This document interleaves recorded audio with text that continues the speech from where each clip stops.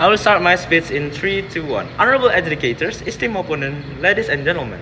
Today we stand to affirm the motion this House will give social service and skill training for gambling offenders rather than imprisonment. First, let us define the terms. The first one, gambling. Gambling offenders are people convicted of illegal gambling, both offline and online. Second one, social service, means community-based work such as cleaning public spaces or helping in social programs. Skills training refers to vocational education that equips offenders with employable skill imprisonment. On the other hand, means putting offenders in prison cells with restricted freedom. Now, why is the debate is urgent in Indonesia? According to the data from the Indonesian National Police in 2023, there were over 300 gambling cases recorded in 1 year, many of them involving online platforms.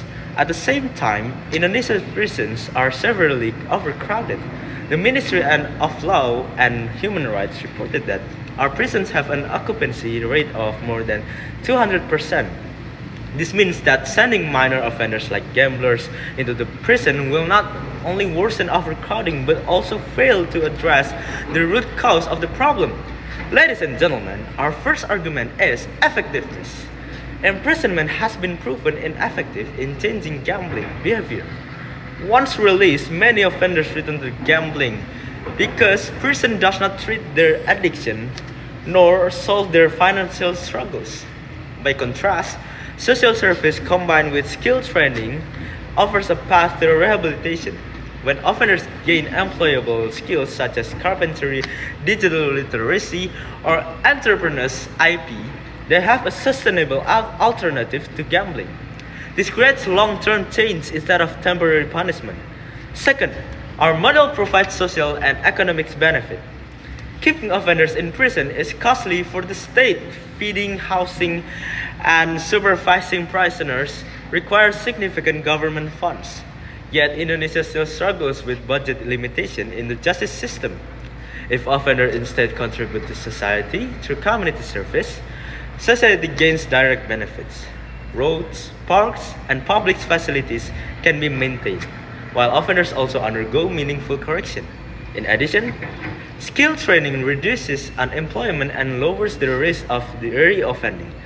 Third, our proposal protects human rights and gives second chances. Many gambling offenders in Indonesia are not hardened criminals. They are ordinary people often pushed into gambling by poverty or online addiction. Treating them as criminals through imprisonment only gives them the stigma, making it even harder to legal work after release. But giving them social service and skill training restores their dignity and reintegrates them into society as productive citizens. This aligns with Indonesia's principle of restorative justice, which seeks to heal rather than merely punish. Now let us move to rebuttal. The opposition may claim that imprisonment is necessary for deterrence, yet the reality shows otherwise. If prison work as a deterrent, Indonesia will not still face thousands of gambling cases every year. Clearly, punishment alone does not stop the practice. What is truly needed is prevention through rehabilitation, education, and skills that give offenders alternative. Deterrence without rehabilitation is meaningless. Ladies and gentlemen, let us conclude.